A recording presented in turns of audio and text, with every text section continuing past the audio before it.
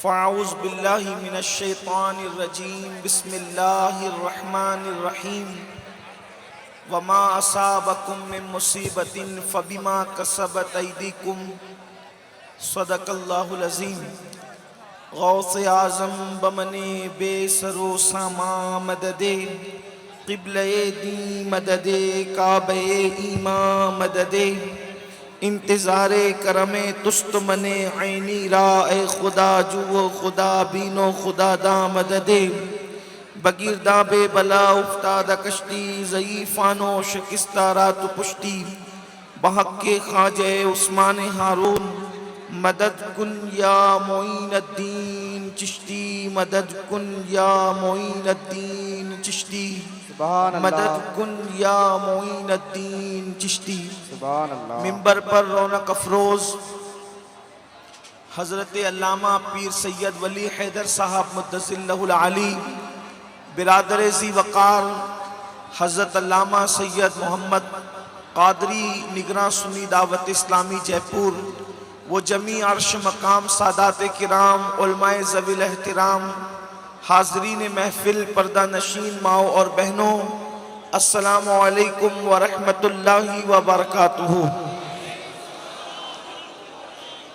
انتہائی احترام و عقیدت کے ساتھ اپنے اور ساری کائنات کے مرکز عقیدت انیس بے کساں چارہ ساز درد منداں، ہم غریبوں کے غم گسار، ہم فقیروں کی ثروت، شہر یار ارم تاجدار حرم نوبہار شفاعت، شب اسرا کے دولہا نوشے بزم جنت، دانائے سبل مولائے کل ختم الرسل، خسرو خوباں سیاح لامکاں وجہ کن فکاں، در اللہ المکنون سر اللہ المخزون عالم ما کانا وما یکون، آب و گل انبیاء جانو دل اصفیاء، مطلع ہر سعادت مقطع ہر سیادت، خلاصہ کائنات فخر موجودات، حضور احمد مجتبی محمد مصطفیٰ، ارواحنا فدا صلی اللہ تعالی علیہ وآلہ وصحبہ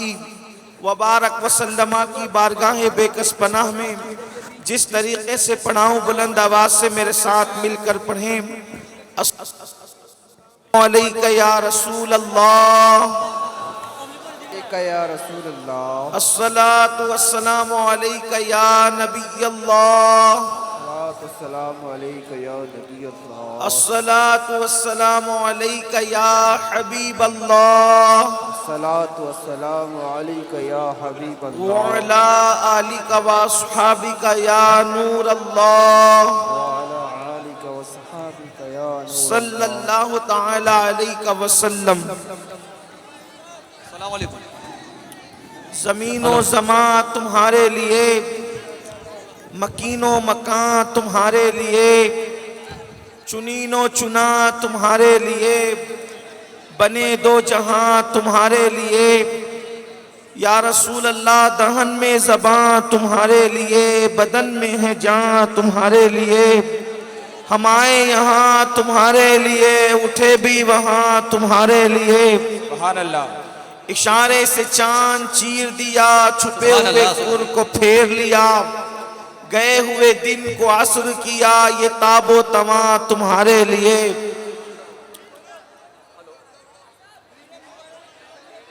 یہ مرحمتیں کہ کچی متیں نہ چھوڑی لتیں نہ اپنی گتیں، قصور کریں اور ان سے بھرے قصور جنا تمہارے لیے، جنا میں چمن چمن میں سمن سمن میں پھبن پھبن میں دلہن، سزائیں مہن پہ ایسے منن، یہ امن و امان تمہارے لیے، اور صبا وہ چلے کہ باغ پھلے، وہ پھول کھلے کہ دن ہو بھلے، لوا کے تلے ثنا میں کھلے ہماری زبان تمہارے لیے۔ سبحان اللہ سبحان اللہ۔ آج کی یہ محفل اصلاح عقائد و اعمال کے حوالے سے یہاں پر انعقاد پذیر ہے، اور الحمدللہ عاشقان رسول کا یہ ڈھانٹے مارتا ہوا سمندر سبحان اللہ۔ اس بات کی گواہی دے رہا ہے کہ آج بھی قوم مسلم اپنے نبی کے نام پر اکٹھا ہونے کا جذبہ رکھتی ہے۔ سبحان اللہ سبحان وقت بہت زیادہ ہوا ہے اور میرے بعد آپ کو ہمارے امیر، ہمارے قائد حضرت العلام مولانا محمد شاکر علی نوری صاحب قبلہ کا ایمان افروز خطاب بھی سماعت کرنا ہے۔ تھوڑی دیر کے لیے اگر آپ حضرات مہربانی فرمائیں اور شور اگر آپ کم کر دیں تو کچھ باتیں آپ کی خدمت میں پیش کی جا سکتی ہے۔ میں نے اللہ کی توفیق سے آیہ کریمہ کے جس حصے کی تلاوت کرنے کا شرف حاصل کیا ہے، اللہ تبارک و تعالیٰ اس کے متعلق مجھے حق کہنے اور آپ تمامی حضرات کو حق سن کر اس پر عمل کرنے اور اسے عام کرنے کی توفیق عطا فرمائے۔ اس وقت پوری دنیا کے اندر مسلم امہ انتہائی بے چین، بے قرار، مضطرب اور پریشان حال نظر آ رہی ہے، اور اس وقت بالخصوص جو نوجوان طبقہ ہے، نئی نسل جو ہے، جسے ہم امت کا سرمایہ کہتے ہیں، پوری قوم کا اصل سرمایہ نہ مال ہے، نہ دولت ہے، سبحان اللہ، سبحان نہ زمین ہے، نہ جائیداد ہے، بلکہ ہمارا اصل سرمایہ ہمارا نوجوان ہے۔ تو ہمارا سبحان اللہ۔ نوجوان اس وقت زیادہ، بہت زیادہ اوروں سے زیادہ مضطرب، بے چین اور بے قرار ہے، کیونکہ نوجوانوں کے اندر ایک حساسیت ہوتی ہے، بے شک۔ نوجوانوں کی طبیعت میں ایک حساس پن ہوتا ہے، وہ بہت جلدی کسی چیز کو محسوس کرتے ہیں، وہ جلدی خوش بھی ہوتے ہیں، وہ جلدی مایوس بھی ہوتے ہیں۔ تو آج پوری دنیا کے اندر جو مسلم امہ کی لاشیں جب ہمارا نوجوان بے گور و کفن تڑپتے ہوئے دیکھتا ہے تو وہ سوچتا ہے کہ ہم حق پر ہونے کے باوجود، ہم مسلمان ہونے کے باوجود آخر کیا وجہ ہے کہ ہماری لاشیں اٹھ رہی ہے، اور لاشیں اٹھنے کے بعد، لاشوں کے تڑپنے کے بعد نہ ہمیں کفن میسر ہے، نہ ہمیں قبر میسر ہے، کہیں پر بیٹیوں کی لٹتی ہوئی آبرو ہے، کہیں پر نوجوان خواتین کا جوانی میں بیوہ ہو جانا ہے، کہیں پر ننھے ننھے معصوم بچوں کا ماں کی گود کے اندر کاٹ دیا جانا، تڑپا دیا جانا، ماؤں کی گود کو سونی سونی کر دیا جانا، گویا کہ آج بھی شہربانوں کی طرح کسی عسکر سے کسی ماں کی گود پھر خالی ہوتی نظر آ رہی ہے، آج پھر کسی قاسم کی جوانی لٹتی بھی نظر آ رہی ہے۔ اللہ اکبر۔ ان تباہ کن حالات کے اندر ہم نوجوان یہ سوچتے ہیں یہ کیوں ہو رہا ہے، ہم حق پر ہیں، اس کے باوجود بھی یہ کیوں ہو رہا ہے۔ اللہ اکبر۔ کہیں پر مکانات توڑے جا رہے ہیں، کہیں پر اللہ اکبر کیریئر کو تباہ کیا جا رہا ہے، کہیں پر اللہ اکبر عبادت گاہوں کو جو ہے وہ بری نظر سے دیکھا جا رہا ہے، کہیں پر ایجوکیٹڈ جوانوں کو اللہ اکبر نشانے پر رکھا جا رہا ہے۔ میرے آقا صلی اللہ علیہ وآلہ وسلم کے دیوانوں، ایسے حالات کے اندر ہم سوچتے ہیں کہ یہ کیوں ہے اور اس کی وجوہات کیا ہیں۔ ساری تباہی کے معاملات اور مرثیے، کوئی مرثیہ لکھ رہا ہے، کوئی مرثیہ پڑھ رہا ہے، بڑے بڑے مفکرین، بڑے بڑے مصنفین، بڑے بڑے محررین جو ہے اپنی افکار و نظریات کو درد بھرے پیرائی کے اندر جو ہے وہ کوئی جو ہے اللہ اکبر اخبار میں چھاپ رہا ہے، کوئی واٹس ایپ پر شائع کر رہا ہے، مگر یاد رکھنا اگر انسان بیماری کا ڈھنڈورا پیٹتے رہا کہ میں بیمار ہوں، میں بیمار ہوں، میں بیمار ہوں، تو اس کا کبھی علاج نہیں ہو سکتا۔ پہلی چیز تو یہ، اگر آپ بیماری سے نجات چاہتے ہیں تو آپ کو یہ چاہیے کہ پہلے آپ معلوم کریں کہ آپ کو بیماری کیا ہے، اور اس کے بعد پھر آپ کو یہ معلوم کرنا ہوگا اس بیماری کا علاج کیا ہے، اس کی دوا کیا ہے۔ بیماری معلوم کرو، پھر اس کے بعد اس کا علاج پتا کرو، اور جب دو چیزیں پتا چل جائے تو پھر اس کا علاج کرنے کی کوشش کرو۔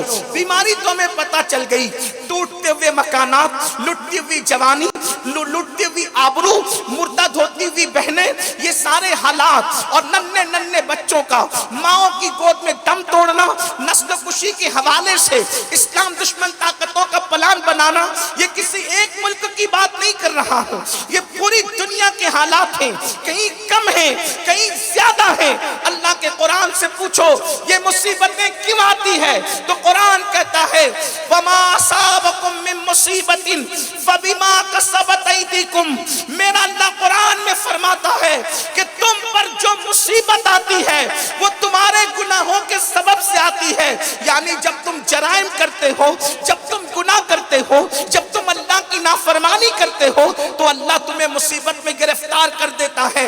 اے میری قوم کے جوانوں، اگر اپنی قوم کو تباہی سے بچانا ہے، اپنی قوم کو بربادی سے بچانا ہے، اپنی قوم کو مشکلات سے بچانا ہے تو گناہوں سے اپنے رشتے کو توڑ لو، گناہوں سے ہجرت کر جاؤ، گناہوں سے سچی توبہ کر لو، کیونکہ میرا اللہ قرآن میں فرماتا ہے جب قرآن کو مان کر مسلمان ہو اور قرآن پر ایمان لا کر کے ایمان والے کہلاتے ہو تو آپ مجھے بتاؤ، اللہ اکبر، قرآن کہہ چکا کہ جو بھی تم پر مصیبت آتی ہے وہ تمہارے گناہوں کے سبب سے آتی ہے۔ اس کی تفسیر میں آیا ہے اللہ کے رسول صلی اللہ علیہ وآلہ وسلم فرماتے ہیں کہ مسلمان کو کانٹا بھی نہیں چبھتا مگر اس کے گناہ کی وجہ سے چبھتا ہے، یعنی اگر مسلمان گناہ کرنا چھوڑ دے تو اس کو کبھی کانٹا بھی نہیں چبھے گا۔ آئیے میں آپ کو بتاؤں قتل عام کیوں ہوتا ہے، شکستیں کیوں ہوتی ہے، تباہی کیوں ہوتی ہے۔ اب بہت توجہ کے ساتھ سننا، اس لیے کہ گفتگو زیادہ دیر شاید نہ ہو سکے کیونکہ ابھی قبلہ امیر محترم کی آمد ہوگی، ہم اپنی گفتگو مکمل کریں گے۔ میں اپنی بہنوں کی بھی توجہ چاہتا ہوں، اللہ اکبر۔ دیکھو رسول اللہ صلی اللہ علیہ وآلہ وسلم جس دور میں دنیا میں تشریف لائے اور پھر اللہ نے ان کو جو پاک اصحاب عطا فرمائے، تھوڑا غور کرنا، میں بہت بڑی مثال آپ کے سامنے رکھنے جا رہا ہوں۔ اس مثال کو سامنے رکھ کر پھر اس کٹھیرے میں ہم اپنے آپ کو کھڑا کر کے دیکھیں کہ ہم کہاں ہیں اور ہماری تباہی کس طریقے سے ہو رہی ہے اور کیوں ہو رہی ہے، اس کی وجہ کیا ہے۔ یاد رکھنا اگر آپ بھیڑ اکٹھا کرنے کے لیے آئے ہیں تو سنی دعوت اسلامی کا مقصد سروں کو اکٹھا کرنا نہیں ہے بلکہ یہاں سے کچھ پیغام لے کر کے جاؤ، یہاں سے اپنے آپ کو تبدیل کر کے جاؤ۔ اللہ اکبر، میرے آقا صلی اللہ علیہ وآلہ وسلم کے دیوانوں، دیکھو انسان جیسا ہوتا ہے اس کو ویسے ہی زمانے میں پیدا کیا جاتا ہے اور اس کے بعد پھر اس کو وہ جیسا ہوتا ہے اس کو ویسے ہی دوست دیے جاتے ہیں۔ اب آپ دیکھیں اللہ تبارک و تعالیٰ نے سب سے بہترین زمانے میں سب سے بہترین ہستی کو یعنی محمد الرسول اللہ کو پیدا فرمایا۔ حضور کے زمانے سے بہتر کوئی زمانہ نہیں، تو سب سے بہترین ہستی کو سب سے بہترین زمانے میں پیدا کیا اور پھر سب سے بہترین اصحاب اگر کسی کو عطا کیے تو محمد الرسول اللہ کو عطا کیے۔ کسی نبی کو وہ اصحاب نہیں دیے جو اصحاب اللہ نے مصطفیٰ جان رحمت کو عطا فرمایا۔ اب ہم یہ کہہ سکتے ہیں کہ جیسے پوری مخلوق کے اندر ہمارے نبی بے مثل بے مثال ہے، ویسے میرے نبی کے صحابی ہر ایک کے صحابہ میں بے مثل بے مثال ہے۔ نعرہ تکبیر، نعرہ رسالت، علماء اہل سنت، علماء اہل سنت، سید امیر القادری صاحب، اس تمہید کو آپ اپنی نگاہ میں اور اپنے ذہن میں رکھنا، آگے آپ کو بات سمجھ میں آئے گی میں کہنا کیا چاہتا ہوں۔ اللہ کے رسول کے اصحاب ہر ایک کے ساتھیوں میں بے مثل بے مثال۔ اگر روئے زمین پر آپ کو کسی کے متعلق کہنا ہے کہ یہ شخص جہنم سے بچا ہوا ہے، جہنم سے محفوظ ہے، اگر کسی کے بارے میں آپ کہنا چاہتے ہیں تو بے دھڑک یہ بات آپ رسول اللہ کے اصحاب کے بارے میں کہہ دیجئے، کیونکہ میرے نبی نے فرمایا جس نے مجھے ایمان کی حالت میں دیکھا اللہ نے اس پر جہنم کی آگ کو حرام فرما دیا۔ سبحان اللہ سبحان اللہ، نعرہ تکبیر، نعرہ رسالت، فیضان مصطفیٰ۔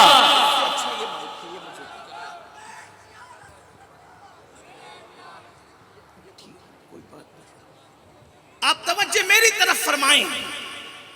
اسی لیے میرے امام کہتے ہیں جس مسلمان نے دیکھا انہیں ایک نظر، جس مسلمان نے دیکھا انہیں ایک نظر، اس نظر کی بصارت پہ لاکھوں سلام.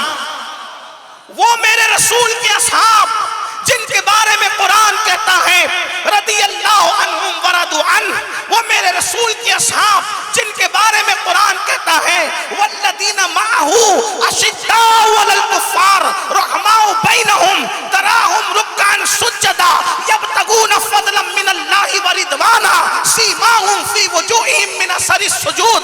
جن کے خطبے خود قرآن پڑھتا نظر آتا ہو، اور صرف قرآن نہیں بلکہ قرآن میں اللہ فرماتا ہے یہ میرے نبی کے اصحاب ہیں جن کا ذکر ہم نے توریت میں کیا ہے، انجیل میں کیا ہے، ان کے ڈنکے ہم نے قرآن میں بجائے ہیں. سبحان اللہ. یہ حضور کے اصحاب ہیں، ان جیسا کوئی نہیں، ان جیسا کوئی نہیں، کسی کے ساتھی رسول اللہ کے ساتھیوں کی طرح نہیں. اب یہاں پر ایک بات اور عرض کر دوں. ایک طبقہ ہے جو رافضیوں کے مقابلے میں عظمت صحابہ کی کانفرنس کرتا ہے. حالانکہ روافض سے ہمارا بھی اختلاف ہے اور شدید اختلاف ہے، اور فروعی اختلاف نہیں ہے بلکہ عقائد اور ایمان کے متعلق اختلاف ہے. بلکہ بات ایمان اور کفر کی ہے، ان سے ان اختلافات کے ساتھ ہم ان سے دور رہتے ہیں. لیکن ایک طبقہ وہ ہے جو ہم سے اختلاف کرتا ہے، حنفی کہلا کر کے عقائد کے معاملے میں وہ عظمت صحابہ کا جلسہ کرتا ہے، لیکن اپنے اجتماع میں بیٹھ کر مولوی صاحب کہتے ہیں کہ رسول اللہ ہماری طرح تھے، ہمارے جیسے تھے. اور جب اجتماع میں یہ کہتا ہے تو رافضیوں کے رد میں ادھر وہ کہتا ہے کہ صحابہ جیسا کوئی نہیں ہو سکتا. ہم سے کہتا ہے کہ نبی ہماری طرح تھے، اور ان سے کہتا ہے رافضیوں سے کہ صحابہ جیسا کوئی نہیں ہو سکتا. ہم نے پوچھا کہ رسول اللہ تو آپ کی طرح ہوئے لیکن صحابہ کسی کی طرح نہیں اور کوئی صحابی کی طرح نہیں. تو ذرا یہ فلسفہ ہمیں سمجھا دو کہ آخر صحابہ بے مثال کیوں ہو گئے؟ جب نبی ہماری طرح تو صحابی ہماری طرح کیوں نہیں؟ تو وہ کہتے نہیں نبی کی طرح صحابہ کی طرح کوئی نہیں ہو سکتا. تو میں نے کہا ہاں بالکل ہمارا بھی عقیدہ یہی ہے کہ غیر صحابی صحابی کی طرح نہیں ہو سکتا، بلکہ ہم تو کھلے کھلے دل سے سنی یہاں تک کہتے ہیں کوئی غوث ہو، کتب ہو، ابدال ہو، اوتاد ہو، کوئی بھی میرے نبی کے صحابی کے برابر ہو نہیں سکتا. لیکن ہم آپ سے پوچھتے ہیں جب آپ نبی کو اپنی طرح کہتے ہو تو صحابی کے بارے میں یہ کیوں کہتے ہو کہ صحابی جیسا کوئی نہیں؟ حالانکہ ہمارا عقیدہ بھی یہی ہے. تو لیکن ہم آپ سے پوچھتے ہیں صحابی بنے کیوں؟ کیا وہ نماز پڑھتے تھے اس لیے صحابی بنے؟ نماز تو ہم بھی پڑھتے ہیں، ہم نمازی ہیں، لیکن صحابی نہیں. صحابہ کیا حج کی وجہ سے صحابی بنے؟ کہا نہیں، ہم حاجی ہیں، صحابی نہیں. ہم بھی صدقہ خیرات دیتے ہیں، صحابہ بھی صدقہ خیرات دیتے تھے. تو بتاؤ آخر صحابہ میں ہمیں برابری کیوں نہیں؟ تو مجبور ہو کر کے کہنا پڑتا ہے ان کو کہ صحابی اصل اس کو کہتے ہیں جس نے ایمان کی حالت میں رسول اللہ کا دیدار کیا ہے. ہم نے کہا بس یہی تو بات ہے کہ جو ایمان کی حالت میں ان کا چہرہ دیکھ لے، جب اس کی طرح کوئی نہیں ہو سکتا تو چہرے والے کی طرح کوئی کیسے ہو؟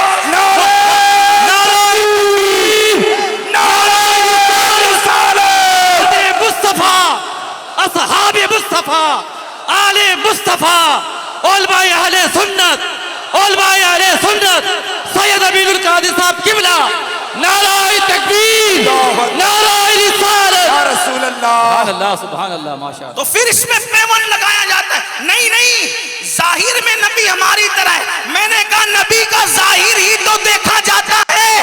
نبی کی ناک دیکھی، نبی کی آنکھ دیکھی، نبی کی زلفیں دیکھی، نبی کے لبہائے اقدس دیکھے، نبی کی زبان دیکھی، نبی کا سینہ دیکھا، نبی کا جو ہے وہ پیر دیکھا، نبی کا ہاتھ دیکھا، نبی کا سراپا دیکھا.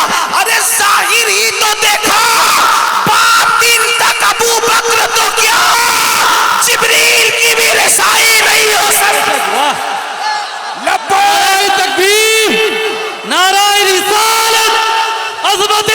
मुस्तफा, शान मुस्तफा। सुभान अल्लाह, सुभान अल्लाह। बातिन कौन जान सकता उनका, बल्कि वो तो खुद फरमाते हैं, सिद्दीक अकबर से मुखातिब होके कहते हैं, पूरी उम्मत में जो सबसे अफजल है उससे मुखातिब होके कहते हैं, या अबा बकरिन लम यारिफनी हकीकतन गैर रब्बी, ए अबू बकर मेरी हकीकत को मेरे रब के सिवा कोई नहीं जान सकता। तो उनकी हकीकत को तो कोई जान ही नहीं सकता। जो सहाबी बनता है वो जाहिर देखकर ही बनता है। ईमान की हालत में जिसने उनको देखा वो सहाबी बन गया, मनसबे सहाबियत पे फाइज हो गए और बेमिसल बेमिसाल हो गए। ये बात आपके समझ में आ गई? ये बात आपके समझ में आ गई? तो अगली बात थोड़ी सी और अर्ज कर दूं वजाहत के तौर पर। साथी होने के एतबार से, तवज्जो करना, इसको भी सुनना, साथी होने के एतबार से, सहाबी होने के एतबार से किसी का सहाबी, किसी का साथी रसूलुल्लाह के सहाबी और साथी के बराबर नहीं हो सकता। तो जैसे साथी और सहाबी होने की बुनियाद पे कोई नबी के असहाब की बराबरी नहीं कर सकता, वैसे ही जो नबी के घर वाले हैं तो घर वाला होने के एतबार से कोई नबी के घर वालों की बराबरी नहीं कर सकता, जिन्हें हम अहले बैत कहते हैं। इसलिए कि औरों के घर वाले अलग अलग खून से पैदा होते हैं और नबी के घर वाले रसूलुल्लाह के खून से पैदा। सुभान अल्लाह, सुभान अल्लाह। नाराए रिसालत, खानदान अहले बैत। सुभान अल्लाह। इसीलिए मेरे इमाम कहते हैं, आब तत्हीर से जिसमें पौधे जमे, आब तत्हीर से जिसमें पौधे जमे, उस रियाज़े निजाबत पे लाखों सलाम। और कहते खूने खैरुर रसूल से है जिनका खमीर, खूने खैरुल। खमीर किसको कहते हैं? राजस्थान वालों खमीर कहते हैं जिससे जो चीज बनती है। आपकी बात समझ में आती है? आप लोग अगर शोर की तरफ नहीं और मेरी तरफ देख रहे हैं तो आपको बात समझ में आएगी। खमीर उसको कहते हैं जिससे चीज बनती है। बिस्किट का खमीर उससे बिस्किट बनता है, रोटी का खमीर उससे रोटी बनती है, इसी तरीके से ईंट का खमीर उससे ईंट बनती है, घर का खमीर उससे घर बनता है। तो अहले बैत का खमीर क्या है? तो मेरे इमाम कहते हैं खूने खैरुर रसूल से है जिनका खमीर, खूने खैरुर रसूल से है जिनका खमीर, उनकी पाकीज़ा तीनत पे लाखों सलाम। सुभान अल्लाह, सुभान अल्लाह। हुजूर के खून के क्या कहने, मैं इस पर अभी बात नहीं कर पाऊंगा कि हुजूर के खून का क्या कहना, लेकिन इतना जरूर कहूंगा एक बात एक जुमले में कि हमारा और तुम्हारा खून कोई पिए जानबूझकर तो उसको तौबा करना पड़े, और हमारा कोई खून पी ले जानबूझकर, एक तो तौबा करना पड़े, दूसरा कई बीमारियों का सामना करना पड़े। लेकिन रसूलुल्लाह का खून एक सहाबी ने पी लिया, उसका बैकग्राउंड क्या था अभी वो यहाँ नहीं कहते वरना उन्वान पूरा नहीं हो सकेगा। एक सहाबी ने पी लिया, रसूलुल्लाह ने फरमाया क्या किया तूने?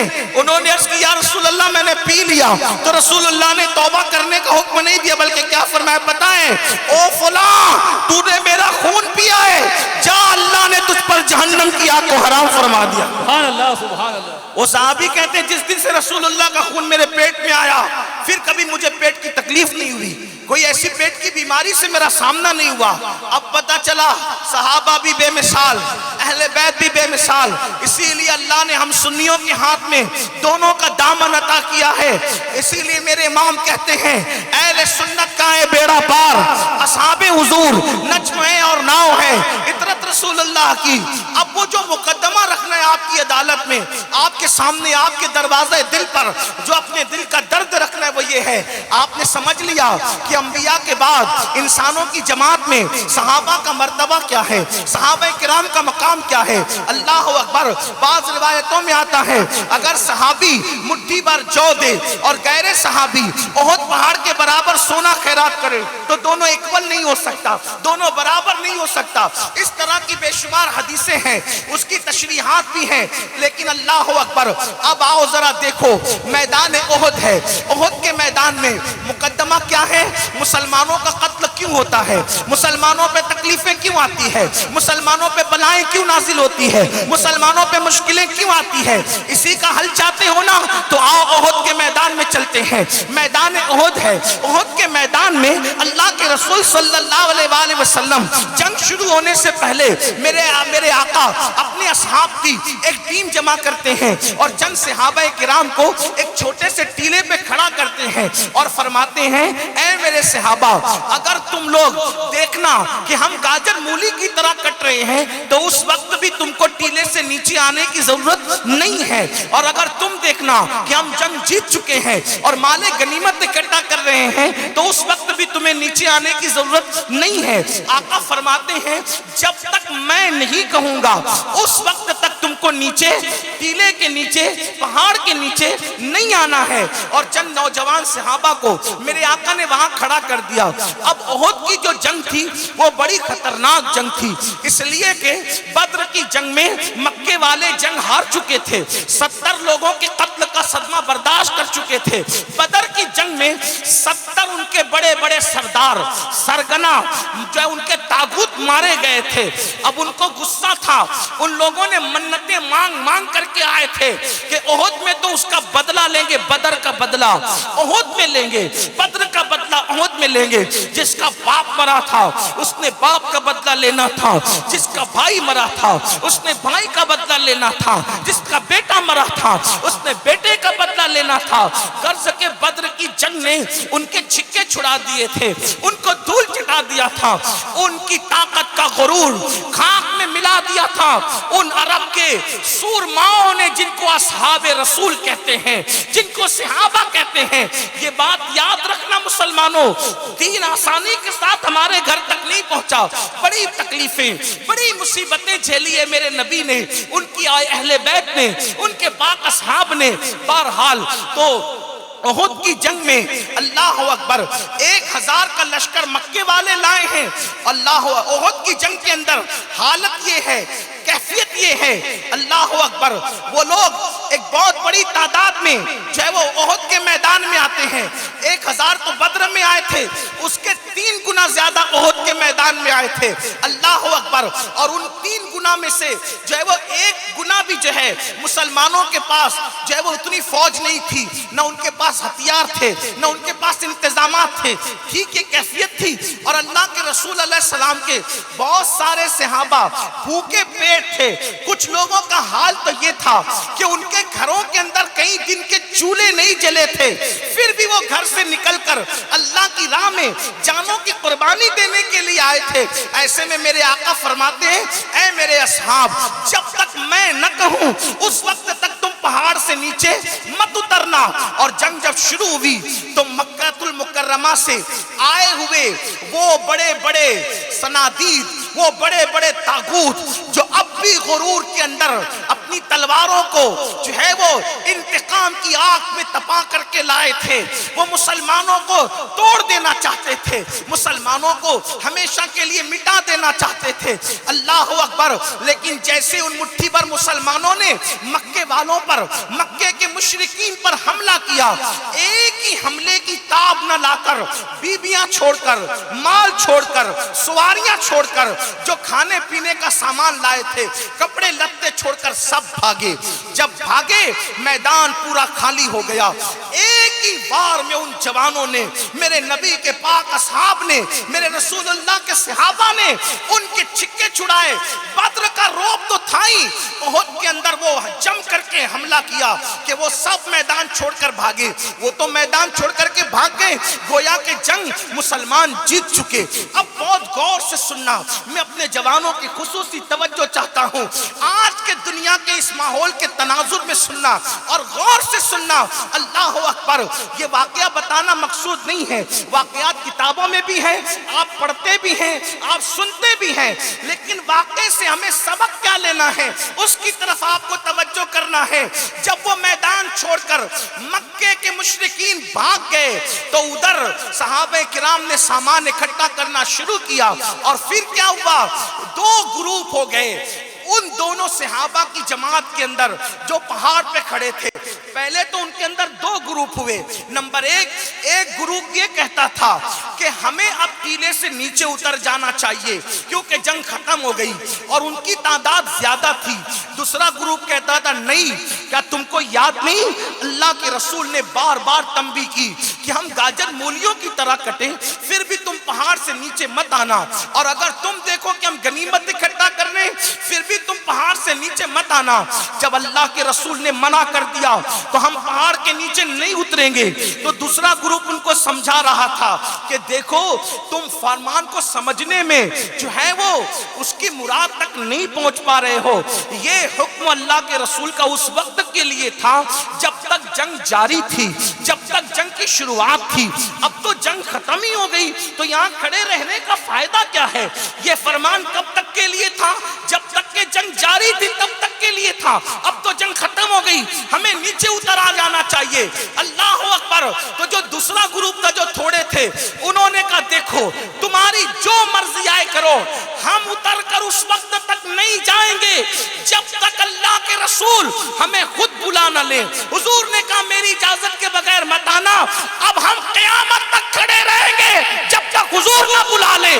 اس لیے کہ حضور نے فرمایا کہ جب تک میں نہ کہوں تم نے نہیں آنا, ہم یہی کھڑے رہیں گے. انہوں نے کہا تم اس مراد تک نہیں پہنچے.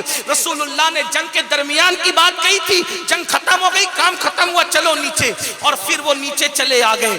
اب وہ نیچے آئے تو جو مشرکین بھاگ رہے تھے سر پہ پیر رکھ کر کے, اور وہ لوگ اب مقابلے کی طاقت نہیں رکھتے تھے, ان کو غصہ بھی تھا کیونکہ مکے کے مشرکین بھی کوئی معمولی چالو چپو لپو لوگ تو تھے نہیں, وہ بھی تو بہادر لوگ تھے, مکے کے بہادر لوگ تھے. عرب میں ان کی بہادری کا سکہ تھا, اگرچہ وہ مسلمان نہیں تھے لیکن ان کے اندر بہادری کے جوہر موجود تھے. ایسا نہیں ہو سکتا کہ کوئی مسلمان نہ ہو تو وہ بہادر بھی نہ ہو. کچھ صفات لوگوں کے اندر مسلمان نہ ہونے کے باوجود بھی رہتی ہے. بہت سارے ایسے لوگ ہیں جو مسلمان نہیں ہیں لیکن ان کی اخلاق کچھ اچھے ہیں, کچھ مسلمان نہیں ہیں, صاف صفائی رکھتے ہیں, مسلمان نہیں ہیں, ان کے اندر بھی نڈرپن ہے, کچھ ایسا ہوتا ہے. اللہ اکبر. لیکن یہ اور بات ہے کہ اللہ ایمان والوں میں صفتوں کو جمع کر دیتا ہے, اس کی انفرادیت ایک الگ چیز ہے. لیکن دنیا کے حالات میں آپ کے سامنے بتا رہا ہوں تو وہ بھی کوئی معمولی لوگ نہیں تھے, اور نام لے کر کے بتا دوں کہ واقعی معمولی لوگ نہیں تھے. اگر کوئی میرے دامن عقیدے پر یہ کہہ کر دھبا لگائے گا کہ میں نے مکے کے کافروں کی تعریف کر دی تو میں ذرا نام بھی لے لوں کہ وہ کوئی معمولی لوگ نہیں تھے. اس وقت حضرت خالد ابن ولید نے اسلام قبول نہیں کیا تھا, اور خالد ابن ولید مکے کے مشرکوں کے ساتھ آئے تھے. خالد بھی دوڑ کر کے جا رہے تھے.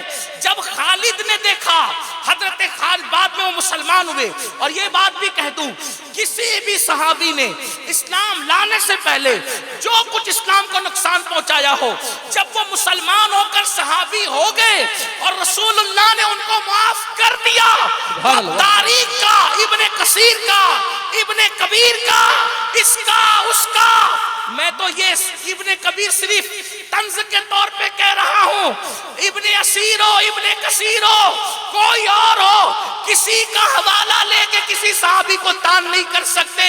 اس لیے کہ جب رسول اللہ نے معاف کر کے اپنے دامن صحابیت میں جگہ دے دی تو اب کسی کو یہ اوقات نہیں کہ جس کو نبی پناہ دے دے وہ اس کو باہر کر دے.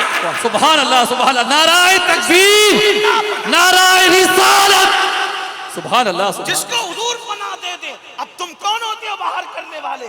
جس کو رسول اللہ مان دے دے کون ہوتے ان پہ ٹپنی کرنے والے؟ تو میں نے خالد ابن ولید کا نام اس لیے لے لیا کہ بعد میں وہ سیف اللہ کہلائے. تو وہ سر پر پیر رکھ کر گویا کہ بھاگ رہے تھے وہ سب لوگ, لیکن جیسے ہی دیکھا کہ پہاڑ خالی ہو گیا, چند لوگ کھڑے ہیں, پورا پہاڑ خالی ہے, تو خالد نے جناب ابو سفیان سے اور دیگر لوگوں سے کہا دیکھو یہاں سے پھر پلٹ کر ہم حملہ کر سکتے ہیں. اور یہ کہہ کر کے اس کا فائدہ اٹھا کر کے وہ پلٹے. توجہ کرنا, وہ پلٹے, اور پلٹے تو مسلمان یہ سوچ رہے تھے جنگ ختم. جنگ ختم تو لڑنے کی پوزیشن میں کون تھا؟ جب سوچا جنگ ختم, ادھر سے مکے کے مشرکین پھر پلٹے, اور جب پلٹے تو مسلمانوں کو اس حالت میں انہوں نے پایا کہ مسلمان سامان اکٹھا کر رہے تھے. ایسے بھوکے بھیڑیے کی طرح ٹوٹ پڑے کہ اس کا نقصان یاد کر کر کے آج تک امت خون کے آنسو رو رہی ہے. کیا نقصان ہوا؟ رسول اللہ کو ان کی سواری سے نیچے ڈالا گیا. سیرت کے مورخین نے تو یہ لکھا ہے کہ حضور کو نیچے گرایا گیا، لیکن میرا مسلک ادب اور عشق و محبت اس کی اجازت نہیں دیتا. جو اوروں کو اٹھانے آیا تھا اس کو کبھی گرایا جا سکتا ہو، لیکن اتنا ضرور سمجھانے کے لیے کہوں گا، حضور کو سواری سے نیچے ڈالا، حضور کے گھٹنے شریف پھوٹ کے گھٹنوں میں زخم آیا، اس سے خون نکلا، لوہے کی کڑیاں. اب ذرا دل کے کان سے سننا، وہ چند لوگوں کا پہاڑ سے ہٹ جانا اور رسول اللہ کے فرمان کے خلاف عمل کرنا. نافرمانی نہیں کہہ رہا ہوں، خطا نہیں کہہ رہا ہوں، گناہ نہیں کہہ رہا ہوں. مراد رسول کو سمجھنے میں فہم نے وہاں تک کام نہیں کیا. بس اسی وجہ سے پہاڑ سے چند لوگ نیچے آئے اور حضور کے حکم کے خلاف بس ایک عمل ہو گیا، ایک عمل. اتنی اعلیٰ مخلوق جس کے جنتی ہونے میں کوئی شک نہیں، اتنی اعلیٰ مخلوق جنہیں فرشتے کیا خداوند قدوس بھی پیار کی نظر سے دیکھتا ہے. میرے امام کہتے خدا ان کو کس پیار سے دیکھتا ہے جو آنکھیں ہیں محو لقائے محمد. وہ کتنی اعلیٰ مخلوق تھی جن کے لیے رضی اللہ عنہم ورضوا عنہ کہا گیا. وہ کتنی اعلیٰ مخلوق تھی جن کے لیے وَكُلًّا وَعَدَ اللَّهُ الْحُسْنَى کہا گیا کہ اللہ نے ان سب کے ساتھ خیر کا وعدہ کر لیا. لیکن حضور کے فرمان کا جو فرمان تھا اس کے خلاف عمل ہو گیا. نقصان سنو میری قوم کے جوان، دل کے کانوں سے سنو، اور اگر واقعی امت کا درد دلوں میں موجود ہے تو یہاں سے سوچ کر کے جانا، اتنی افضل و اعلیٰ مخلوق سے اگر ایک عمل رسول اللہ کے فرمان کے خلاف ہو جائے تو نقصان کیا ہوتا ہے. حضور کو سواری سے نیچے ڈالا گیا، دشمن نے ڈالا، گھٹنے شریف زخمی ہوئے، حضور کے گالوں میں کڑی گھس گئی لوہے کی، خون کی پھواریں نکل پڑی، حضور کے 2 دانت کا کنارہ شہید ہو گیا جس کو ہم دندان مبارک کی شہادت کہتے ہیں. حالانکہ پورے دانت نہیں ٹوٹے تھے، پورے دانت شہید نہیں ہوئے تھے، وہ کنارہ شہید ہوا تھا. اس پر ابھی کوئی تفسیرہ نہیں کرتا، اس لیے کہ اب عنوان کی طرف آ جاتے ہیں. اللہ اکبر. اور پھر میرے نبی کے 70 اصحاب کی شہادت ہوئی، میرے نبی کے 70 صحابہ شہید ہوئے، اور ان 70 صحابہ میں سے میرے آقا کے چچا سید الشہداء حضرت امیر حمزہ کی شہادت ہوئی، مصعب ابن عمیر کی شہادت ہوئی، عبداللہ ابن جحش، اور بھی ان طرح سے حضرت شماس اور حضرت سعد. اس طریقے کے 70 اصحاب جو شہید ہوئے. اوروں کی شہادت کی طرف کیا جائیے گا، وقت ہو تو بات کریں، لیکن تھوڑا سا اشارہ دے دوں. جب حضرت امیر حمزہ کی شہادت ہوئی تو کاٹنے والوں نے ان کے ہونٹ کاٹے، کاٹنے والوں نے ان کی ناک کاٹی، کاٹنے والوں نے ان کی انگلیاں کاٹی، کاٹنے والوں نے ان کے سینے کو چیر دیا، اور سینہ چیر کر ایک خاتون نے اپنے ہاتھ میں لیا اور ہاتھ میں لے کر اس کو چبانا، کچا کلیجہ چبانا شروع کیا اور چبا کر کے تھوکا. آپ سے پوچھنا چاہتا ہوں، جس وقت اور میرے نبی نے اپنے چچا کا چبایا ہوا کچا کلیجہ احد کی زمین پہ پڑا ہوا دیکھا ہوگا، جس وقت اور اپنے چچا کے ہونٹوں کو کٹا ہوا دیکھ کر، انگلیوں کو کٹا ہوا دیکھ کر، ناک کو کٹا ہوا دیکھ کر، کان کو کٹا ہوا دیکھ کر، اور اس ناک، اس ہونٹ، اس کان کے ساتھ مکے والوں نے کیا سلوک کیا کہ اس کو ایک سوئی کے ذریعے سے دھاگے میں پرویا. ہار بنانے والوں نے اس کا ہار بنایا، پازیب بنانے والوں نے اس کے پازیب بنائے، بازو بند بنانے والوں نے اس کے بازو بند بنائے. یہ تاریخ ہے، یہ تاریخ ہے. اللہ اکبر. اور جب ان 70 اصحاب کی شہادت کا موقع، جب وہ لاشیں 70 رکھی ہوئی تھی تو میرے نبی اس وقت ان کی لاشوں کو دیکھ کر رو رہے تھے کہ آنکھوں سے جو آنسو جاری تھے، جس نے داڑھی کو بھگو دیا تھا. لیکن اس وقت صحابہ کو فکر یہ تھی کہ ان 70 اصحاب کو دفن کرنے کے لیے زمین تو ہے احد کی، مگر کفن کہاں سے لائیں گے؟ کفن. اس وقت رسول اللہ کہ ان اصحاب کو کفن دینے کے لیے مسلمانوں کے پاس کپڑا بھی موجود نہیں تھا. حالت یہ تھی کہ ان کو گھاس میں لپیٹا گیا، بازوں کو، یعنی ان کے جسم پہ گھاس ڈالی گئی، بازوں کو ایک کپڑا اڑایا گیا، ایک کپڑا، اور سر چھپاتے تو پیر کھلتے، پیر چھپاتے تو سر کھلتا. یہ کیفیت تھی. ایک دن میں 2 ڈریس تبدیل کر کے گناہوں کے اڈوں کو آباد کرنے والوں، ایک دن میں 3 مرتبہ پیٹ بھر کر کے کھانے والوں، اور کبھی زنا کے اڈے کو، کبھی شراب کے اڈے کو، کبھی جوئے کے اڈوں کو آباد کرنے والوں، میری قوم کے جوانوں، تم سوچتے ہو کہ مسلمانوں پہ برا وقت کیوں ہے؟ مسلمان کیوں کٹ رہا ہے؟ مسلمان کیوں لٹ رہا ہے؟ مسلمان کیوں پٹ رہا ہے؟ مسلمانوں کی لاشیں بے گور و کفن کیوں ہیں؟ ارے وہ صحابہ، چند صحابہ انگلی پر گنے جانے کی ان کی تعداد تھی جو پہاڑ سے نیچے اترے تھے. اگر رسول اللہ کے فرمان کے خلاف ان سے ایک کام ہو جائے تو 70 لاشیں بغیر کفن کے وہ دیکھتے ہیں، اور 70 لاشیں بغیر کفن کے وہ احد کی زمین پہ دفن کرتے ہیں. رسول اللہ کے دندان کی شہادت ہوتی ہے، امیر حمزہ کا کلیجہ چبایا جاتا ہے. ایک فرمان رسالت کے خلاف عمل ہوا تو امت پر اتنی بڑی مصیبت آتی ہے کہ قیامت تک لوگ اس واقعے کو یاد کر کر کے روتے رہیں گے. اب آپ سے میں پوچھنا چاہتا ہوں، کہاں وہ گناہ بھی نہیں تھا، کہاں وہ خطا بھی نہیں تھی، میں تو اس کو لغزش بھی نہیں کہنا چاہتا، وہ مراد رسول کو سمجھنے میں فہم وہاں تک نہ پہنچا دوسرے گروپ کا. تو یہ حالت امت نے دیکھی. دوسری بات، اس گروپ میں 2 گروپ ہو گئے. رسول اللہ نے ایک بنایا تھا، وہ 2 ہو گئے. حضور نے ایک بنایا تھا، وہ 2 ہو گئے. تو 2 ہونے کی وجہ سے کتنے مسلمانوں کی شہادت ہوئی. تم تو 72 فرقوں میں بٹ گئے، تم تو 72 فرقوں میں بٹ گئے. حالانکہ وہ دونوں حق پر تھے. یہاں تو ایک حق پر بقیہ سب باطل پر ہے. آپ مجھے بتاؤ تو صحیح، جس وقت امت میں فہم تک نہ پہنچنے کی بنیاد پر صحابہ میں 2 گروپ ہوں اور رسول اللہ کے فرمان کے خلاف ایک عمل ہو جائے تو اتنی لاشیں تڑپتی ہیں اور اتنا بڑا نقصان ہوتا ہے. آج امت مسلمہ اتنے سارے گروپ اور فرقوں میں بٹنے کے بعد، پھر اس کے بعد رسول اللہ کے فرمان کے خلاف ایک عمل نہیں ہو رہا ہے بلکہ کتنے عمل. زنا کے اڈوں پہ کون نظر آ رہا ہے زیادہ؟ مسلمانوں کی تعداد. آپ برا مت ماننا، اللہ اکبر. آپ کو بتاؤں، انٹرنیٹ کے حوالے سے جب سروے ہوا کہ سب سے زیادہ گندی فلمیں کس ملک میں دیکھی جاتی ہے، اگر آج میں تم اس سے مجمع میں ہاتھ اٹھا کے پوچھوں کہ آپ کا ذہن کیا بولتا ہے کہ کہاں دیکھی جاتی ہوگی گندی فلمیں، کوئی برطانیہ کا نام لے گا، کوئی امریکہ کا نام لے گا، کوئی اور نام لے گا. لیکن حقیقت یہ ہے، اپنی ساری گندگی کا ذمہ دار دوسروں کو ٹھہرانے والوں، اپنی ساری جو ہے وہ غلطیوں کا ذمہ دار اور بار دوسروں کے سر ڈالنے والوں، سن لو امت مسلمہ کی تباہی کا سبب کیا ہے. اللہ اکبر. جب یہ سروے رپورٹ آئی کہ سب سے زیادہ گندی فلمیں کہاں دیکھی جاتی ہے تو اس ملک کا نام آیا جو 70 سال پہلے کلمہ لا الہ الا اللہ کی بنیاد پر اسلام کے نام پہ بنا، جہاں کی ساری آبادی مسلمانوں کی ہے. یعنی جہاں مسلمان جتنا زیادہ ہیں اتنی زیادہ گندی فلمیں وہاں دیکھی جا رہی ہے.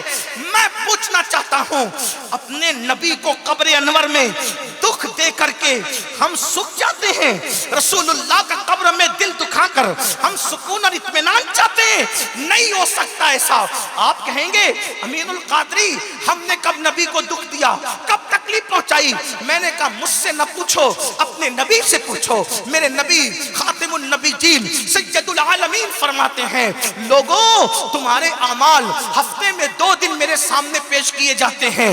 جب میں تمہیں نیکی پر دیکھتا ہوں تو خوش ہو کر تمہارے لیے دعا کرتا ہوں، اور جب میں تمہیں گناہ پہ دیکھتا ہوں تو اس سے میرا دل دکھتا ہے، میرے دل کو تکلیف پہنچتی ہے. اب میرا جوان یہ چاہتا ہے حالات بدلیں. حالات ڈنڈوں سے نہیں بدلیں گے، حالات تلواروں سے نہیں بدلیں گے، حالات ہتھیاروں سے نہیں بدلیں گے. ہم بدل جائیں، نبی کو اذیت پہنچانا چھوڑ دیں، پھر دیکھنا آسمان سے کیسے مدد نازل ہوگی؟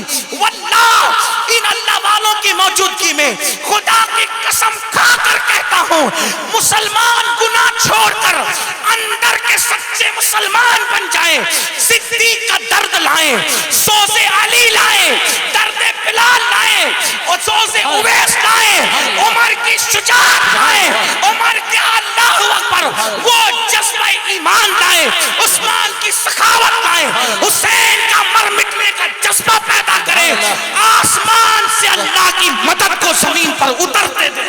نعرہ تکبیر، نعرہ رسالت، عظمت مصطفیٰ، نعرہ رسالت۔ میرے جوانوں، اللہ کی مدد کیسے آ سکتی ہے؟ ہم تو رسول اللہ کا دل قبر انور میں دکھا رہے ہیں۔ حضور کو قبر میں کیا گزرتی ہوگی جب کوئی جوان کسی لڑکی کے کندھے پر ہاتھ رکھ کر اس کو زنا کی نیت سے پارک میں لے جاتا ہوگا، جب اللہ اکبر عید کی چھٹیوں کے موقع پر مسلمان لڑکے پکنک کے نام پر زنا کے اڈوں کو آباد کرنے کا پلان بناتے ہوں گے، اس وقت رسول اللہ کے دل پہ کیا گزرتی ہوگی؟ چہرے سے داڑیاں منڈا منڈا کر گٹروں میں پھینک کر کے اسمارٹ بننے والوں، سو کالڈ اسمارٹ بننے والوں، مجھے بتاؤ یہ جو وسترا تمہارے چہروں پہ چلتا ہے، تمہارے چہروں پہ بات پہ چلتا ہے، پہلے وہ مصطفیٰ جان رحمت کے دل کو تکلیف پہنچاتا ہے۔ مجھے بتاؤ کون سے عاشق رسول ہو، کس محبت رسول کی بات کرتے ہو؟ آج ایک جوان کہتا ہے مولانا آج میں فلاں کام نہیں چھوڑ سکتا۔ ہم نے پوچھا کیوں نہیں چھوڑ سکتے؟ تو کہا کہ میرے ابا نے مرتے مرتے مجھے وصیت کی تھی کہ بیٹا یہ کام مت کرنا، تو میرے باپ نے مرتے مرتے یعنی دنیا سے جاتے جاتے مجھے وصیت کی تھی نا، اس لیے میں باپ کی وصیت کے خلاف کوئی عمل نہیں کر سکتا، کوئی کام نہیں کر سکتا۔ اب میں آپ سے پوچھتا ہوں باپ کی آخری وصیت آپ کو یاد ہے کیا؟ رسول پاک کی بھی آخری وصیت یاد ہے؟ حضور علیہ السلام جب دنیا سے تشریف لے جا رہے تھے، ظاہری طور پر اللہ کے حبیب جب دنیا سے تشریف لے جا رہے تھے تو حضور کیا کہہ رہے تھے؟ اللہ کے رسول کا فرمان کیا تھا؟ باپ کی آخری وصیت کا خیال، رسول پاک کی آخری وصیت کا کوئی خیال نہیں۔ اللہ اکبر۔ ام المومنین سیدہ عائشہ صدیقہ رضی اللہ تعالیٰ عنہ فرماتی ہیں جب اللہ کے رسول دنیا سے جا رہے تھے تو دو چیزیں کہتے ہوئے وہ گئے، ایک تو یہ اپنی بیویوں کے ساتھ اور اپنے غلاموں کے ساتھ اچھا سلوک کرنا، اور فرمایا نماز کی پابندی کرنا، نماز کی پابندی کرنا، اور تیسرا اور آخری جملہ ان کی زبان پر اللہ کا نام تھا، اللہ کے نام کے ساتھ وہ اس دنیا سے ظاہری طور پر دنیا سے تشریف لے گئے۔ اب میں پوچھتا ہوں اللہ کے رسول نے دنیا سے جاتے جاتے دو آخری وصیت کی تھی ظاہری طور پر، نمبر ایک اپنی بیوی اور اپنے غلاموں کے ساتھ اچھا سلوک کرنا، اور نمبر دو نماز کی پابندی۔ بتاؤ حضور کی آخری وصیت کا کتنا خیال ہے؟ کتنی نماز کی ہمارے اندر پابندی ہے؟ بڑی معذرت کے ساتھ 95% لوگ نماز سے کوسوں دور ہیں، مسجدیں ویران ہیں، مسجدیں مرثیہ خواہ ہیں، جمعہ کی 2 رکعت پڑھ کے بھاگ جاتے ہو۔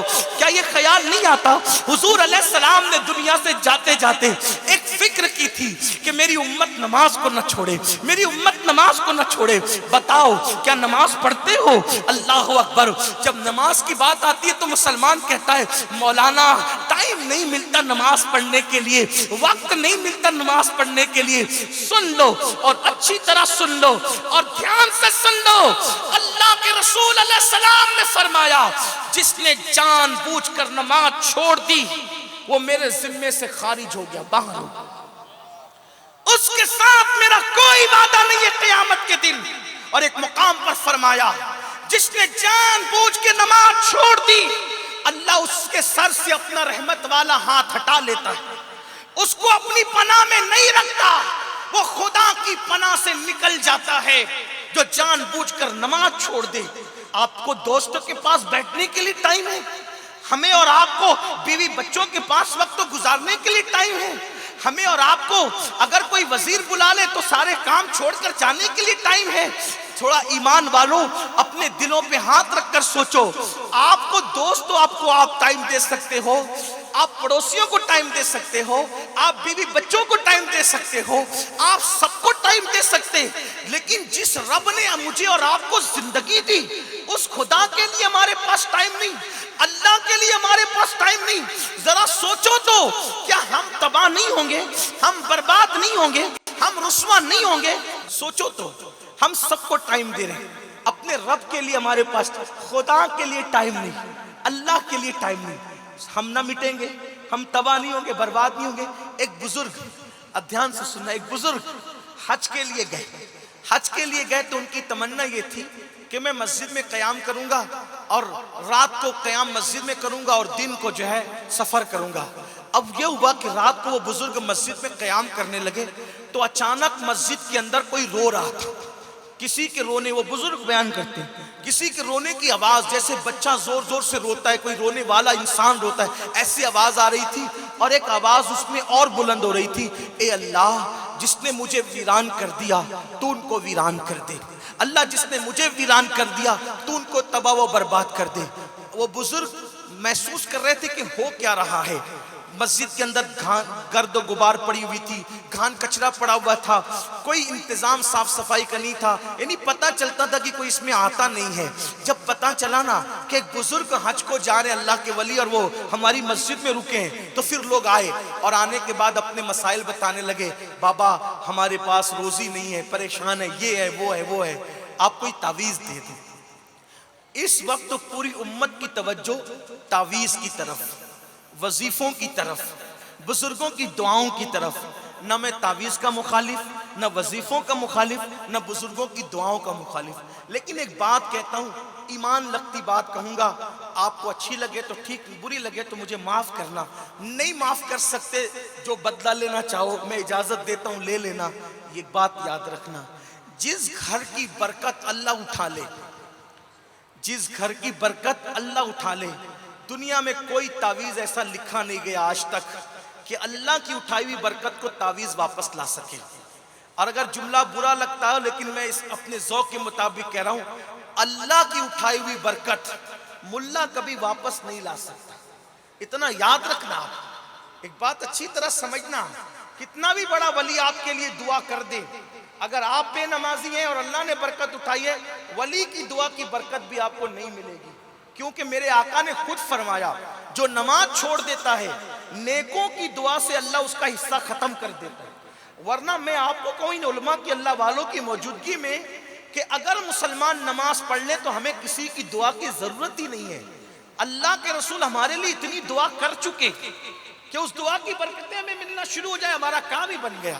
لیکن وہ دعا کی برکتیں کیوں رکی ہوئی ہے؟ دعا کی وہ برکتیں رکی ہوئی کیوں ہیں؟ کیونکہ آقا فرماتے ہیں جو نماز چھوڑ دیتا ہے نیکوں کی دعا کی برکتیں اس کو نصیب نہیں ہوتی. اٹھا کر کے آپ کتابیں حدیث کی پڑھ لیں.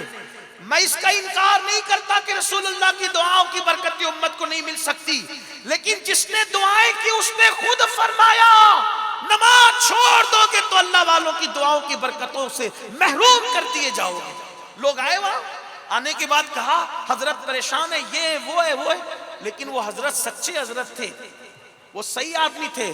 انہوں نے کہا تمہارے مسئلے کا حل نماز میں ہے, نماز پڑھو, مسجد آباد کرو, تمہارے سارے مسئلے حل ہو گئے.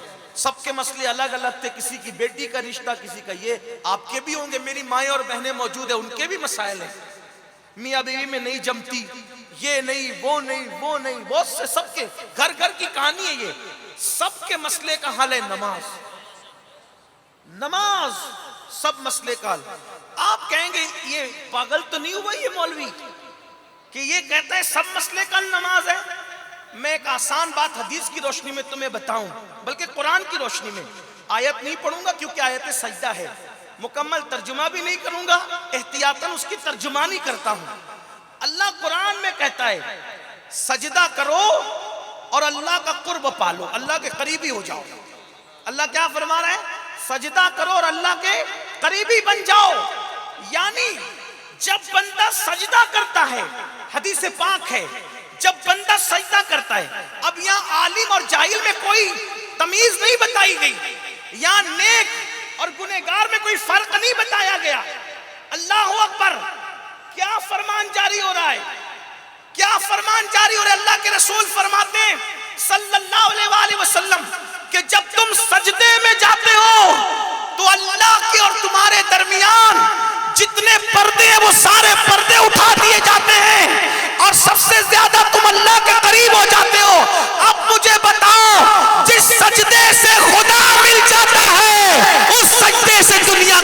سی نعمت نہیں